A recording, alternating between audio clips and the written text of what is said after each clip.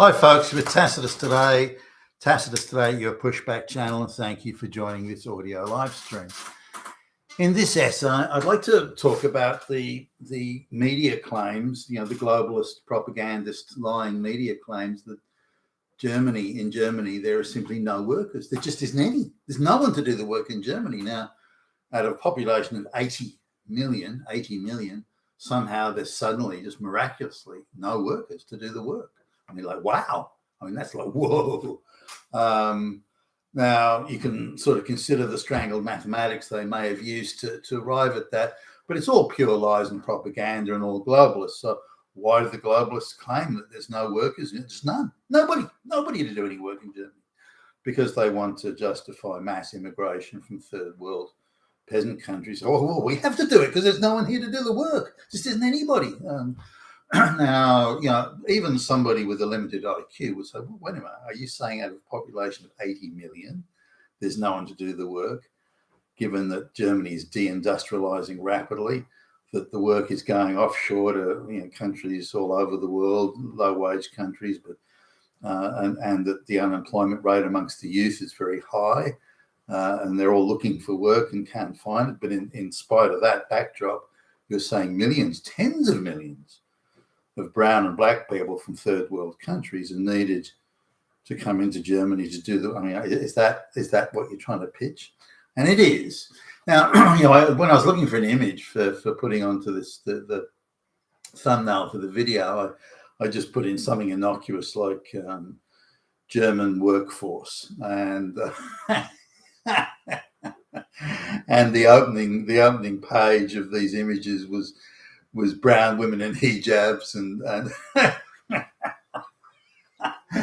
black women with afro hairstyles and boss chicks, white boss chicks, but looking very, very lesbian. And you really have to scroll down quite a long way before you find even a single straight white male. That's the German workforce today. Yeah, sure it is. So clearly propaganda is just, EU and globalist propaganda is just all over the place here. And you'll be lucky to get a single sort of true fact. But anyway, let's have a look at this. Now, just recently, like a month or so ago, the unelected EU Commission, I think it was Ursula von der Leyen, signed a deal with India and other brown, third world countries.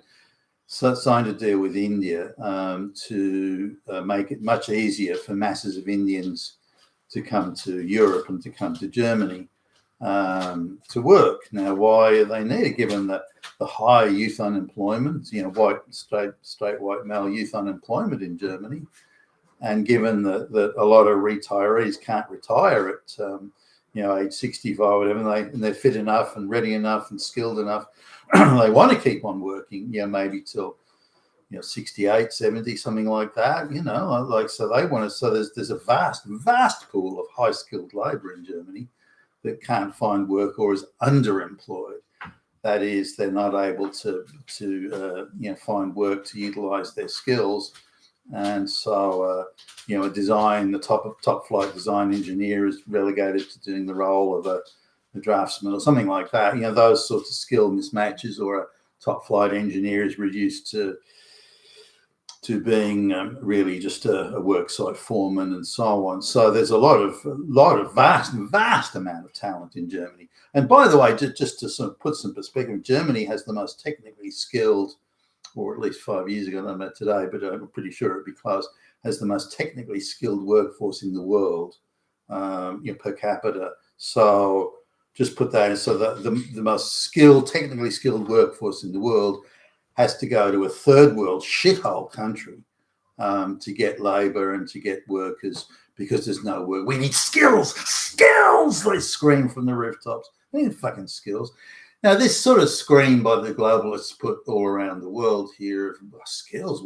We're bringing skill in. Every one of these illiterate third world IQ 70 peasants is in reality a triple PhD rocket scientist. So there. And did you question or disagree with that? You Nazi motherfucker. So, but as the recent breakdown of statistics in Australia has indicated, that they're supposed to be allegedly, again, it's all a globalist fucking smokescreen, but allegedly there's a huge shortage of skilled construction workers, ranging from senior engineers to mid-level engineers to, project managers, administrators of building contracts, all this sort of stuff. There's a huge, massive shortage. Millions of people short, hundreds of gazillions, billions of people short, which means we have to have ongoing turbocharged mass migration. Yet less than 1% of the migrant intake into Australia, less than 1%, has a construction qualification or skills background, less than 1%.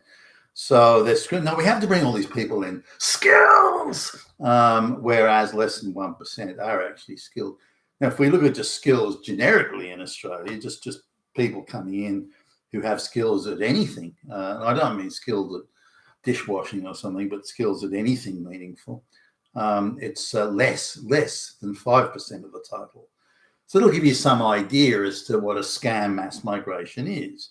Because if they did raise the bar to say, well, skilled migrants who speak the language can come in, then the mass migration would drop off. So instead of Australia having 500,000 people coming in, there'd be maybe 20,000 would come in if there was a high bar of skilled migration, or even a middle bar of skilled migration. It would still mean that the vast majority of mass migrants couldn't come in. The same now applies to Europe, that all they're doing is saying, let's bring in fuckloads of unskilled mass migrant brown peasants. As long as they're not white, who cares?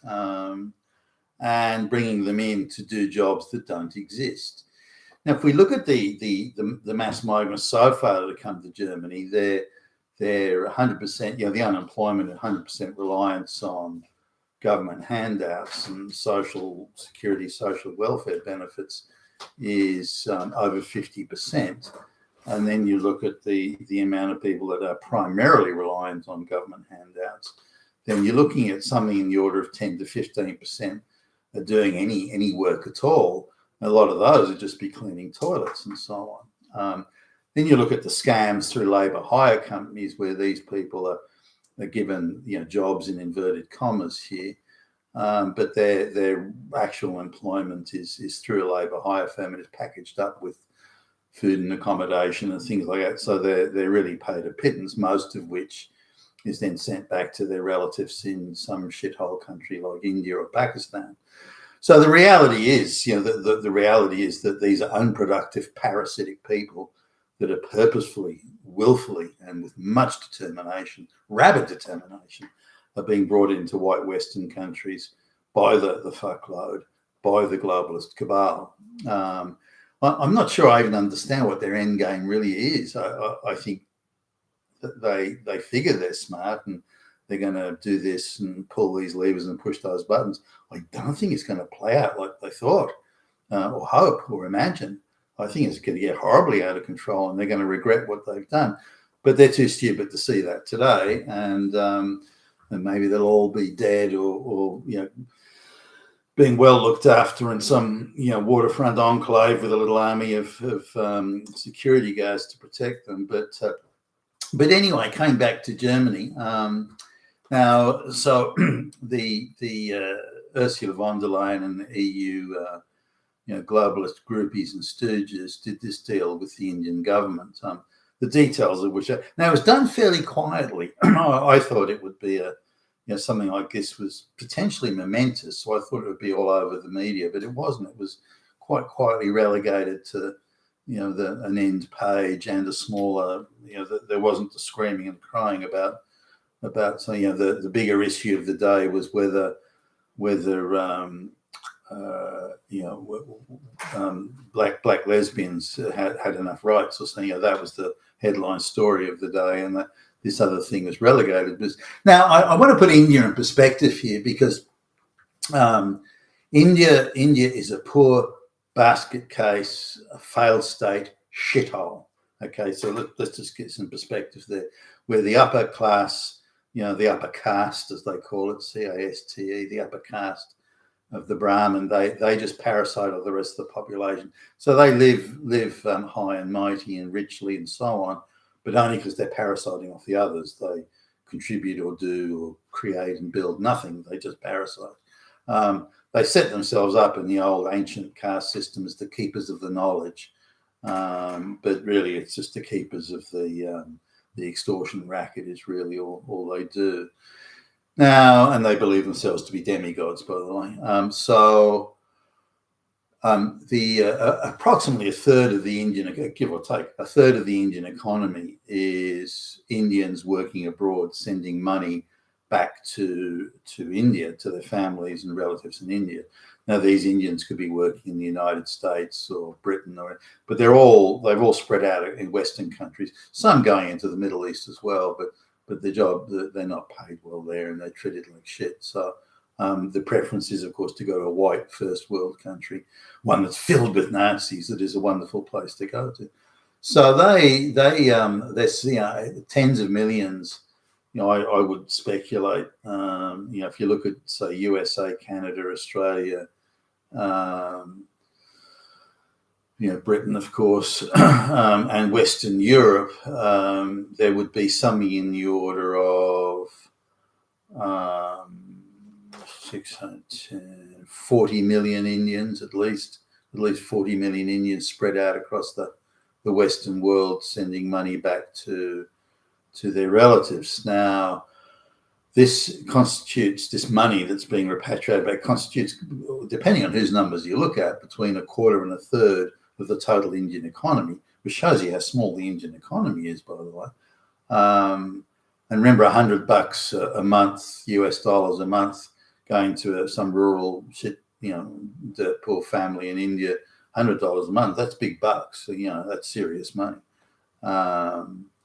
This would more than double their average income for families like that. So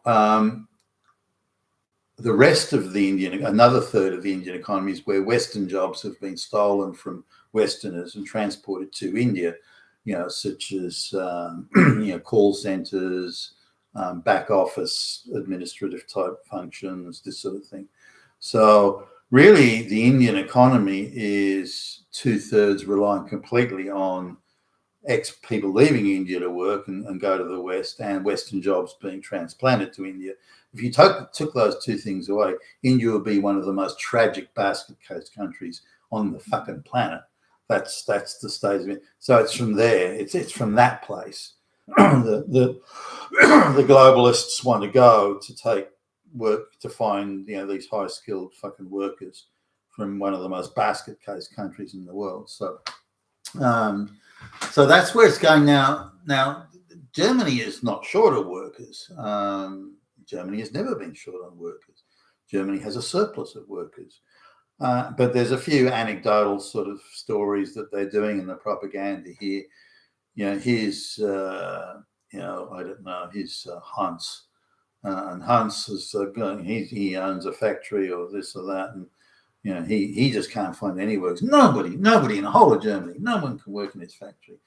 He's terrible, and he's thinking of closing his business, and he thinks it's wonderful that third world illiterate peasants that can't speak a word of German and have never had a job in their lives are going to be coming to his company, and they're going to save it. And we're going, what are you even talking about, you fucking morons? So this is the level of deception. It's not even high quality deception. It's not, and it's just anecdotal stuff. There's no one who's challenging the narrative who's being quoted in the stories. It's all just one way, one direction, one narrative, and but it's simply not true. But the extent of the lying and the propaganda is quite breathtaking. Does anyone believe that a population of 80 million, there's no one to do any work in Germany? I mean, what a fucking load of bullshit. And it's the same in Australia. Young people, there's high unemployment among young people, or they can only get occasional casual jobs or something like that. But there's high unemployment among young people, and yet they bring out the government, the globalist-controlled, non-sovereign government brings out hundreds of thousands of third world peasants, citing that there's no workers doing any work. I've attended a number of conferences on on big ticket infrastructure type construction, and the propaganda message is incessant. There is a massive shortage of workers, and there's numerous Indians all over the place. So there is a shortage of workers in Australia. It is, and millions of people from India must come out to help. And it's an absolute bald-faced lie, but it's a universal message around. Now, the Indian government, their only recipe for economic growth isn't to do internal reforms or to fix the corruption, which is massive in India. No. Forget about that. Their recipe for economic growth for India is to send as many Indians out to the West, the white West, as they possibly can, and steal as many white Western jobs and bring them to India they possibly can. That's it. They haven't got. They do not have. Now, India's not more efficient. It's not more organized. It's not better put together. It's just fucking hopeless and corrupt and all. But they've got cheap labor. That's the only card they've got to play. And say in the case of factories that may produce, not that they're huge on factories there, but they've got them. Factories that say may produce like chemical waste and those sorts of things, then they've got much lower standards, environmental standards, the West does. So there's that as well. But coming back again to Germany, the extent of the lying, and you can see the propaganda, image after image, which shows black and brown people, women in hijabs, burqas and the whole thing. That's the German workforce today. You struggle to find a straight white male image. I mean, they're there, but there's not many of them. And then again, that just illustrates the wider propaganda picture and the propaganda narrative that's going on, and how the globalists and the German government are selling Germany down the river. You've been attached to us today, your Pushback channel. Thank you for listening.